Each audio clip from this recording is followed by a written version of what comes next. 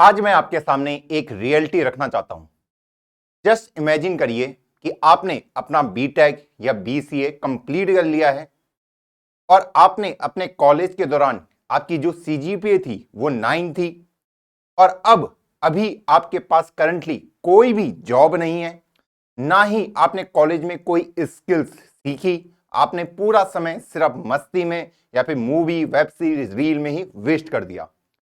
अब जब ये सब कुछ कंप्लीट हो चुका है और आज वो दिन है जिस दिन तुम अपना पूरा बोरिया बिस्तर बांध के घर की ओर जा रहे हो गाड़ी में बैठ के और ये सोच रहे हो कि अब मैं घर में जाके क्या जवाब दूंगा कि मुझे जॉब क्यों नहीं मिली।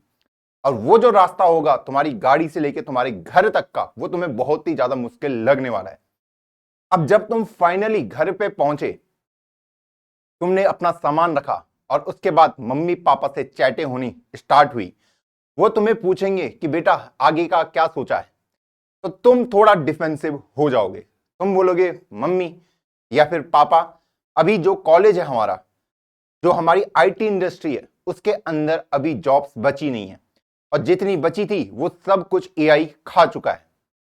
आप अपनी गलती को एक्सेप्ट नहीं करोगे कि मैंने कुछ भी मेहनत नहीं करी। आप सिर्फ उन चीजों को देखोगे कि यार एआई ये बना दे रहा है, वो बना दे रहा है, लेकिन अंदर ही अंदर शायद आपको भी पता है कि आप सिर्फ एक एक्सक्यूज दे रहे हो। और उस समय आप बोलोगे कि मुझे थोड़ा सा और समय चाहिए ताकि मैं अपने घर पे बैठ के प्रिपरेशन कर पाऊं। अब तुम घर पे बैठ के प्रिपरेशन करना स्टार्ट करोगे और अब तुम्हारा जो मेन मोटिव होगा कि कैसे मुझे 1-2 महीने के अंदर जॉब मिल जाए, कैसे भी करके, जो कि लॉजिकली पॉसिबल है ही नहीं अगर आप बिल्कुल जीरो से स्टार्ट कर रहे हैं। आप फिर उन्हीं चीजों के चक्कर में फंसोगे कि हाँ 2 महीने में डीएसए कंप्लीट करें, 2 महीने में आप वेब डेव कंप्लीट करें और आप उन कोर्स को खरीदने के पीछे जाओगे और फिर आप जब उनको कंप्लीट कर लोगे तो आपको लगेगा यार आपको तो कुछ आता ही नहीं है। और यही रियलिटी है आजकल की जनरेशन की, जो मैक्सिमम स्टूडेंट है। आप देखोगे सिर्फ नेगेटिव साइड को कि यार 98% बच्चों को तो मेरे कॉलेज में प्लेसमेंट हुआ ही नहीं, तो इसलिए तो मेरा भी तो नहीं हुआ, तो इसमें कौन सी कोई बड़ी बात हो गई। बड़ी बात यह है कि ये आपकी खुद की लाइफ है। अभी आपकी एज है 21-22 साल और आपको पूरा जीवन जीना है, जितना भी आप जियोगे 70-80 साल तक। लेकिन तब तक जीने के लिए आपको कुछ तो करना पड़ेगा जिंदगी का काम। जिंदगी में जब आप काम करते हो ना, काम करने का मतलब सिर्फ पैसा कमाना नहीं होता है। आपको लगता हो कि हम काम सिर्फ इसलिए करते हैं कि हमें पैसे कमाने, नहीं, पैसे तो कमाने ही है, लेकिन जब आप काम करते हो ना, वो आपको एक फुलफिलमेंट देता है, वो आपको एक एंटाइटलमेंट फील कराता है कि हाँ मैं समाज के लिए, इस दुनिया के लिए कुछ कर रहा हूं। वरना आप दिन भर बैठ के क्या ही करोगे, फिर तो आप बैठ के डिप्रेस ही होगे। तो पहला, अगर आप उन कैटेगरी के बच्चों में हो जिनको अभी कुछ नहीं आता है, तो देखो लोड लेने की जरूरत नहीं है। अभी आपकी एज बहुत यंग है और ये बहुत ही ज्यादा, ये हाई चांसेस है कि आपने कुछ प्रिपेयर करा भी ना हो। अब आपको यहां पे सोचना पड़ेगा कि यार अगर मैं अपनी प्रिपरेशन अब स्टार्ट करता भी हूं तो मैं कितने रुपए की जॉब के लिए टारगेट करूं। अब जो मैक्सिमम बच्चों का टारगेट होता है कि कैसे भी करके मुझे 20-25 हजार रुपए की जॉब मिल जाए।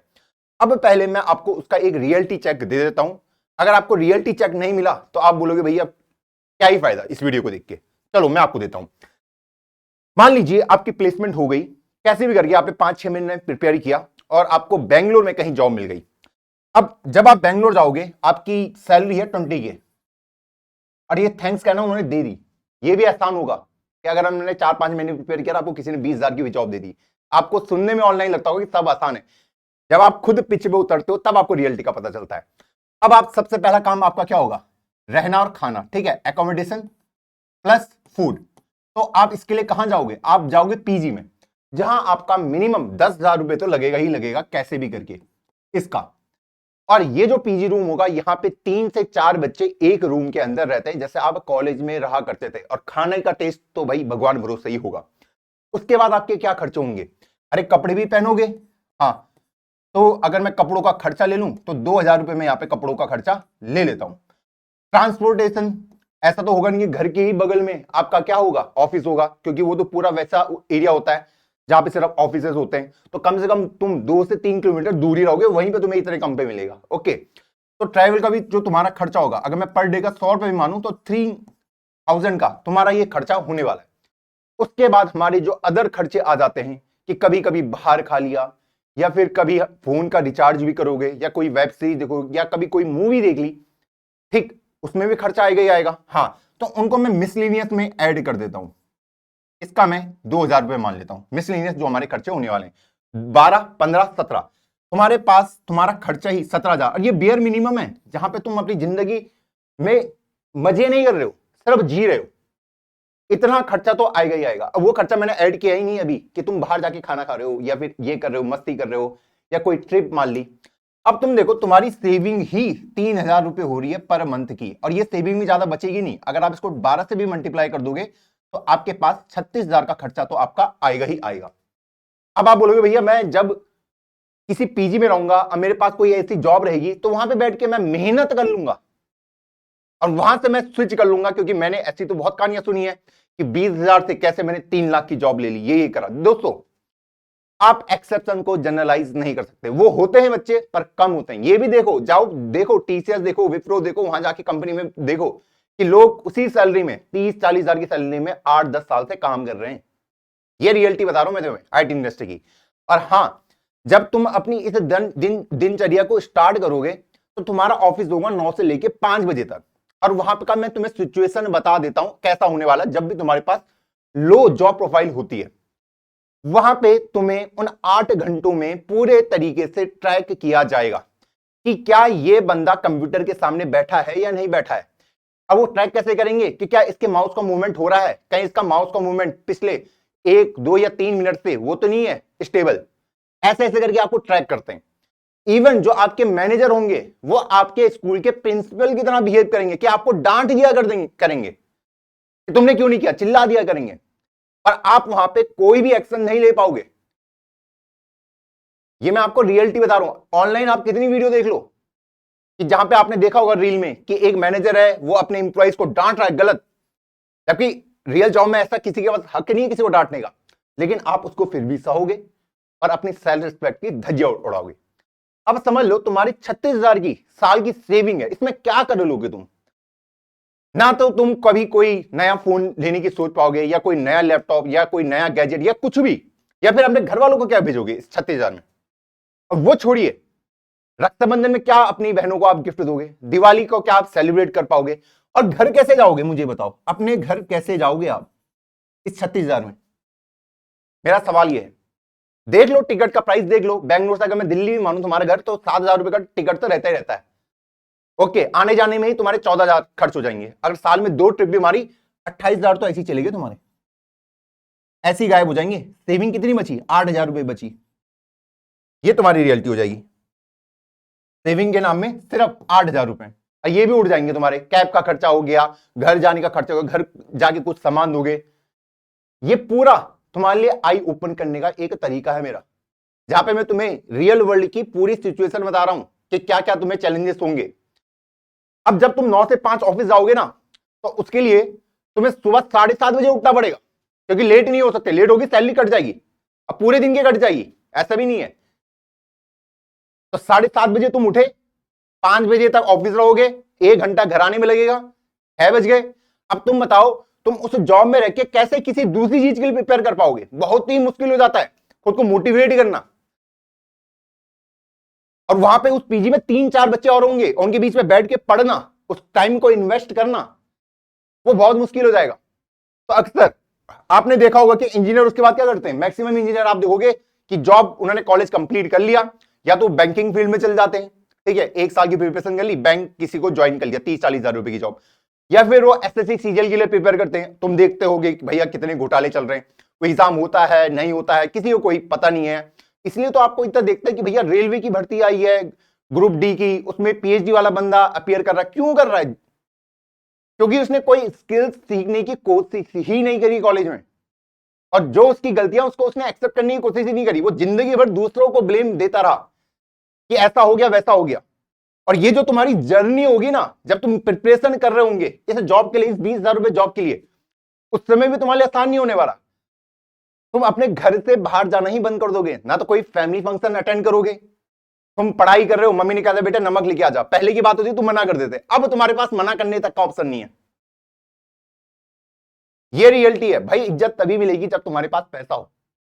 मैं ये नहीं कह रहा कि तुम्हें आईटी फील्ड में ही करियर बनना है, लेकिन जिस भी फील्ड में तुम्हें करियर बनाना है उसके लिए तुम्हें सीरियस होना पड़ेगा, और 1 साल की प्रिपरेशन तो रिक्वायर्ड है, कोई भी फील्ड हो।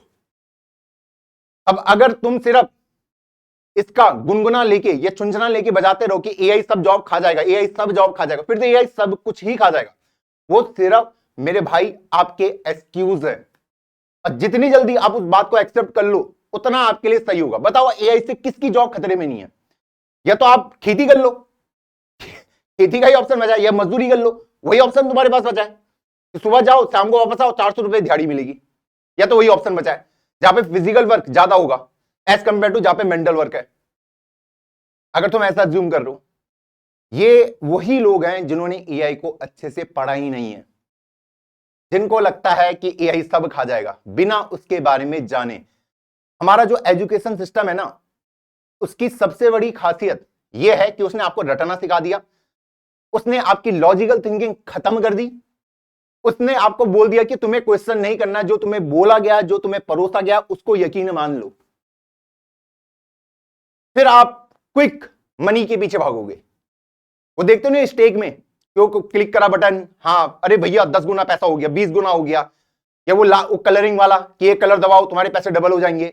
या फिर ट्रेडिंग के कोर्सेज देख लो ना, अरे भैया ये जो भैया है ये तो बहुत ही तगड़ा पढ़ाते हैं ट्रेडिंग का कोर्स, इनका तो डेली का प्रॉफिट 1 करोड़ रुपए, और इनकी सबसे खासियत ये है ये तो अपना कोर्स भी नहीं बेचते ना, इनका कोई टेलीग्राम ग्रुप पे टिप वगैरह देने का।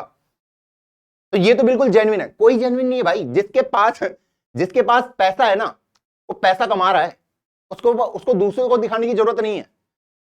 कोई नहीं है कि कोई आए और तुम्हें अमीर आके बना दे। अगर ऐसी ट्रिक होती किसी के पास जो इतनी सक्सेसफुल होती तो हर कोई अमीर नहीं बन जाता। बताइए। तो भगवान ने जो पूरा सिस्टम हमारे लिए बना रखा है ना, वो ऐसे ही बना रखा है कि भाई कुछ लोग ही होंगे जिनको ये मिलेगा, बाकी सब यहां रहेंगे या फिर और डाउन होंगे। इसी तरीके से स्ट्रक्चर बना हुआ है। और ये वही होंगे जो मेहनत करेंगे, बहुत मेहनत करेंगे, जो मेहनत करते जाएंगे। हाँ, इस कैटेगरी में शायद कुछ एक्सेप्शन आ सकते हैं कि किसी ने कम मेहनत करी, टुके से उसे ये मिल गया, लेकिन मेजोरिटी को नहीं मिलेगा। और ये कोसना बंद कर दो अपने कॉलेज को कि लड़कियों को प्लेसमेंट मिल जाती है, हमें नहीं मिल रही है। ये फिर वही, तो आप उसी बात पे आ गए कि मैं सिर्फ दूसरों को ब्लेम करूंगा, या फिर किसी को रिजर्वेशन मिल गया इसलिए मेरा सिलेक्शन नहीं हो पाया। ये सोचो जिंदगी किसकी खराब हो रही है, आप ये सोचिए। सोचना बहुत इंपॉर्टेंट है। जब तक सोचोगे नहीं, मैं तो बोला ओवरथिंक करो, जितना हो सके करो, बैठो और उसके कंक्लूजन पे आओ कि हाँ चलो मैंने ओवरथिंक कर लिया, पर इसका कंक्लूजन निकला क्या, मैं अपनी लाइफ के साथ कर क्या रहा हूं। वो पाथ दोस्त तुम्हें खुद बनाना पड़ेगा, वरना लोग तुम्हें इज्जत नहीं देंगे। ये रियलिटी आज के समाज की। आपके मम्मी हो, पापा हो, भाई हो, बहन हो, अगर आप पैसे नहीं कमाते हो, आपकी समाज में इज्जत नहीं है। आप खुद देख लो कि आप, अगर मैं आपके सामने अंबानी ले आऊं और या फिर किसी मॉल के सिक्योरिटी गार्ड को ले आऊं, आप किसकी इज्जत ज्यादा करोगे? अब यहां पे मुझे वो ज्ञान मत देना कि भैया मैं तो दोनों की इज्जत बराबर करूंगा, ये करूंगा। भाई जब जाओगे ना उनके सामने रियलिटी में, तुम खुद ही ऐसे हाथ खड़े करके बैठ जाओगे उनके सामने, अंबानी जी के सामने। ये रियलिटी में तुम्हें बता रहा हूं। तो आई होप आज आपके सीखने को काफी कुछ मिला होगा, थोड़ा आपका थिंकिंग प्रोसेस इंप्रूव हुआ होगा। और आप चाहते हैं ऐसी वीडियो अगर मैं और लाता रहूं रियल लाइफ सिनेरियो में, तो मुझे कमेंट करके बताओ। और जो भी आपकी लर्निंग है, मैं मिलता हूं आपको किसी नई वीडियो में। तब तक के लिए जय हिंद, जय भारत।